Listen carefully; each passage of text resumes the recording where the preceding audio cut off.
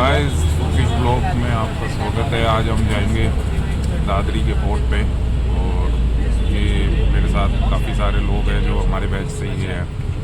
तो आज मैं आपको दिखाऊंगा दादरी का पोर्ट जो कि है एशिया का लार्जेस्ट पोर्ट और उसमें सारी चीज़ें कंटेनर वगैरह और बाकी चीज़ें। तो होपफुली आप भी एक्साइटेड होंगे। तो ये हमारे पार्टिसिपेंट में पीछे दिखा देता हूँ।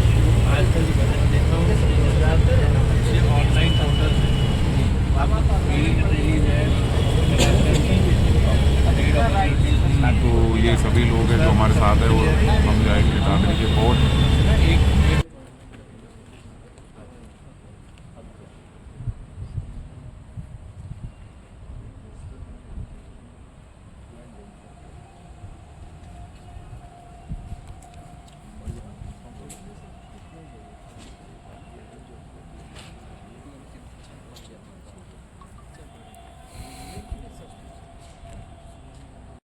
हेलो गाइस, हम आ चुके हैं इनलैंड कंटेनर डिपो के दादरी में।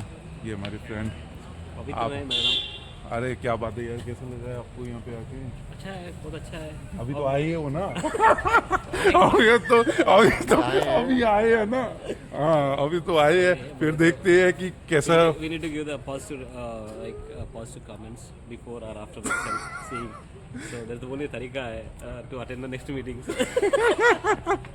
तो गाइस हम जैपनीज मैडम है, इनका भी इंटरव्यू लीजिए। तो मैम आइए हमारे पास मैडम जो है ये- इम्फाल से। मैडम आओ आइए। आओ। सो ये भी आज आएंगे ये इंग्लैंड जापान से कंटेनर। आई है अपना कंटेनर लेने। और ये रही बायर। किसी दिख नहीं रहा। हाँ, हाय, मैं इम्फाल से हूँ। और ये इम्फाल से एक्जिम आएंगे। एयरपोर्ट पे यहाँ पे ट्रेनिंग लेने आए हैं। हाँ, तो इनका we are here in Noida inland container depot Dadri में। यस, क्या देखते हैं बात क्या है। होता है। तो आप क्या एक्सपोर्ट करने जा रही हो? हाँ, फूड प्रोसेसिंग कंपनी है मेरा। चलो लेट्स मूव।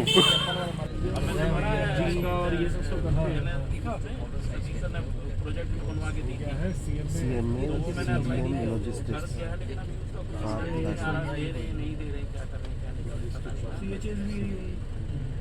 क्या का काम है? आपको बहुत कुछ पता ही नहीं है। हाँ, वहाँ से अभी अप्रूवल ही नहीं आया भैया, तो मुझे पता नहीं चला। सतीश हाँ, मैं अपने आप कहाँ बनाता हूँ स्टोर में करता हूँ।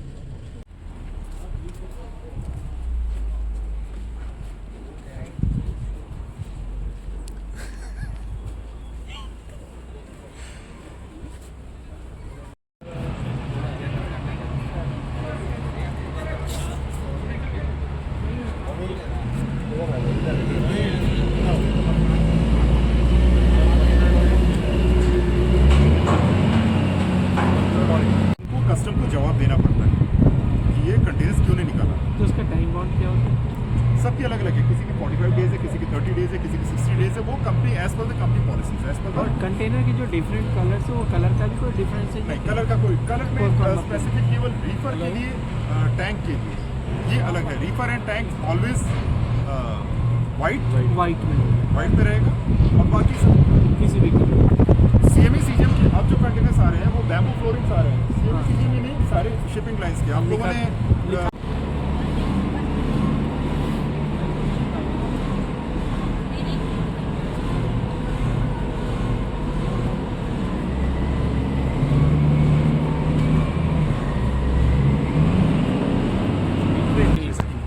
गवर्नमेंट ने अब हम लोग धीरे धीरे जैसे सबको ही ना बिल्कुल डिजिटल होते जा रहे हैं। सो अब सब कुछ डिजिटल हो चुका है।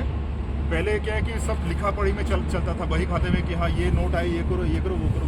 ठीक है, कोई भी एक्सपोर्ट लोड होने के लिए जाता है बाहर किसी एक्सपोर्टर के पास में। सो अब उनको जो है फैक्ट्री सीलिंग की परमिशन होती है। कोई ऐसा कार्गो ऐसा होता है जो कि केवल फैक्ट्री में ही भरा जा सकता है, आईसीडी में डॉकयार्ड स्टफिंग नहीं कर सकते। सो ये फैक्ट्री सीलिंग परमिशन थी इनके पास में। ये फैक्ट्री ले गए अपनी वहाँ पर फैक्ट्री सीलिंग परमिशन के साथ में फैक्ट्री में स्टफ करने के बाद से ये सील लगाए। गवर्नमेंट ऑफ इंडिया ने 14 कंपनीज को ऑथराइज किया है ऑल ओवर इंडिया जो इलेक्ट्रॉनिक सील्स कस्टम्स के थ्रू बिहाफ पर इशू करते हैं। उनमें से ये बोल्ट, ये कौन सा है? ये SPPL है, ठीक है, एक कंपनी है। अब इसमें बारकोड है, ये बारकोड को जैसे ही वहाँ से कंटेनर स्टफ करेंगे, इस सील को वो लोग लगाएंगे, उससे पहले उनकी वेबसाइट पे जा करके सारी डिटेल्स फिलअप करेंगे कि कौन सी कंपनी, एक्सपोर्टर का नेम, कमोडिटी, ये सारा डेट ऑफ सेलिंग क्या है, किस ट्रक से भेज रहे हैं, किस ट्रेलर से भेज रहे हैं, और क्या आता है इसमें शर्मा जी, मेरा थोड़ा नजदीक गाड़ी नंबर होता है, हाँ, गाड़ी कोड का नाम होता है, गाड़ी नंबर एंड कोड।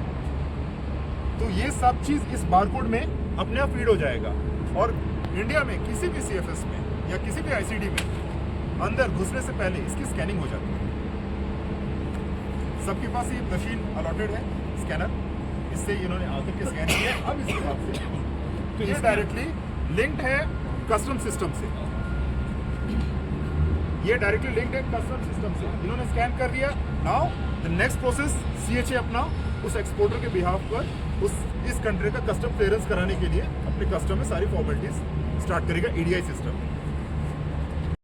आप देख रहे होंगे जैसे यहाँ पे हम लोग आए हुए हैं इनलैंड कंटेनर में, और आपने देखा है कि कैसे कैसे क्या प्रोसेस है पूरा का पूरा, क्योंकि ये दादरी नोएडा में। और आपको और चीज़ें दिखाता हूँ और बताता हूँ इसके बारे में, फुल इंफॉर्मेशन बने रहिए। टैंक कंटेनर, राइट, इसमें लिक्विड फॉर्म में जो भी एक्सपोर्ट होता है आपको हो जाता है, लाइक इसमें भी फार्मास्यूटिकल्स के जो सिरप्स वगैरह होते हैं वो, या फिर आपको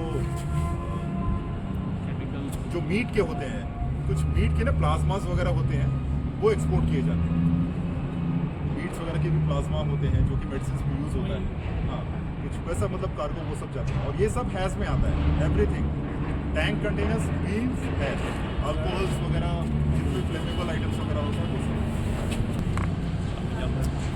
आप डे बाई डे का आप लोगों का मतलब एक प्रोसीजर क्या रहता है? अगर इंपोर्ट आता है हमारा, तो आप उस इंपोर्ट का प्रोसीजर को क्या करते हो, एक्सपोर्ट चलता है उस प्रोसीजर में आप लोग क्या करते हो, और कैसे गेट से बाहर आउट करते हैं, और गेट से इन हम इंपोर्ट को कैसे करते हैं loaded container, just short actually जो इम्पोर्ट के कंटेनर्स हमारे पास आते हैं वो कॉनकोर से आते हैं, रेल साइड। उसके लिए हमारे पास पहले से इंटीमेशन आ जाता है, रेल आ जाती है, हमारे पास जो होता है ट्रेन संधि आती है, उसके अंदर पूरी लिस्ट होती है, जो भी कंटेनर हमारे CFS के लिए होते हैं वो सारे के सारे उसमें लिस्ट होते हैं। उसके बाद जो कंटेनर स्टार्ट हो जाते हैं तो वो गेट नंबर 2 से हमारे पास आते हैं। उसके बाद उसके ऊपर RFID चिप लगाया जाता है, जिससे कि उसकी लोकेशन जो है कंटेनर की कहीं भी हमारे यार्ड में रखा होता है या मशीन उसका मूवमेंट करती है या उसकी लोकेशन चेंज हो जाती है, तभी वो हमारे पास अपडेट होती है। हमारे यार्ड के लिए RFID हमारे पास हमारा पर्सनल है, लेकिन जो लाइन का होता है उसमें भी चिप्स लगे होते हैं और वो भी उसे ट्रैक कर सकते हैं, उनके लिए वो डिफरेंट होता है। सॉरी टू इंटरप्ट, देखिए वो सामने RFID सामने निकाल दिया उसने, सामने दिखा दो ना, वो देखो RFID निकाल दिया। अब वो यहाँ से जैसे हमारा जो है उसको हटा रहा है, हटा लिया, चिप होता है, जैसे मॉल में किसी स्टोर में जाते हैं तो वहाँ पे एक वो कपड़ों में लगा होता है, तो वो सिंपल वैसा ही होता है कि अगर वो बाहर जाएगा तो हमें पता चलता है। कॉनकोर नहीं लगाता है, शिपिंग लाइन लगाती है, ये हमारा है। Shipping line track, shipping line अपने कंटेनर ट्रैक करने के लिए लगाता है, सभी लोग लगा रहे हैं। अब ये क्लियर होने के बाद वो ये बाहर हमारा जा रहे पर्सनल है, क्योंकि हैं, ये क्लियर होने के बाद कस्टमर क्लियर होके बाहर जा के लिए रहे ट्रैक हैं डिलीवरी के कहाँ लिए। रखी है? उससे हमें भी ये पता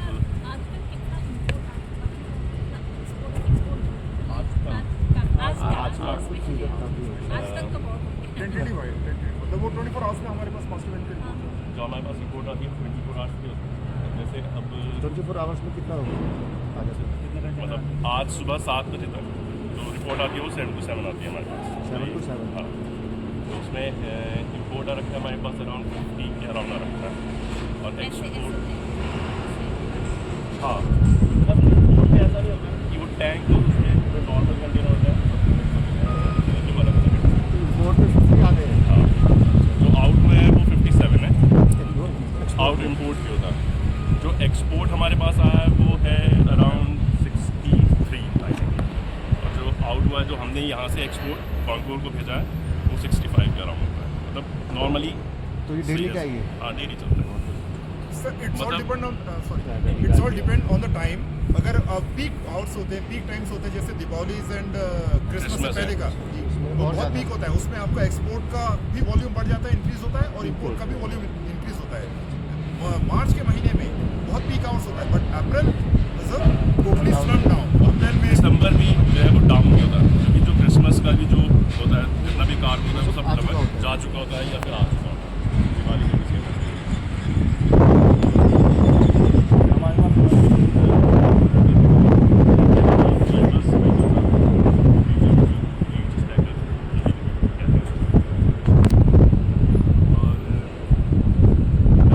स्टैक करते हैं, इस साइड में हमारा सिर्फ इम्पोर्ट है, जो लास्ट वाली लाइन है, जो बफर लाइन है, वो एम्प्टी के लिए है। मिक्सअप नहीं करने की कोशिश करते हैं, नहीं तो वो सारा हॉच पॉच हो जाएगा।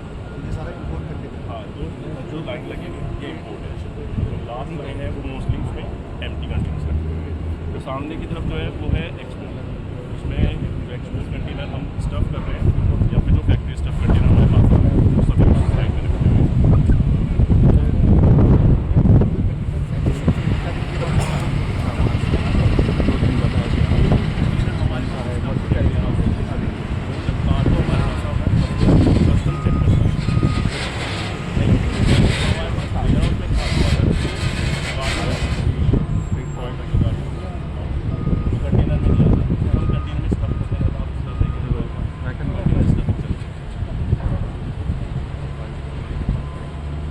स्टफिंग का भी हम लोग देखते हैं।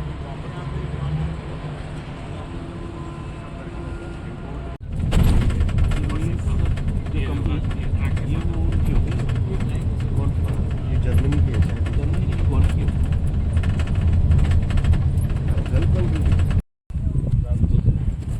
ये रेल हेड है हम लोगों का, इनफैक्ट कॉनकोर का, container corporation of India limited का। और यहाँ पे आपको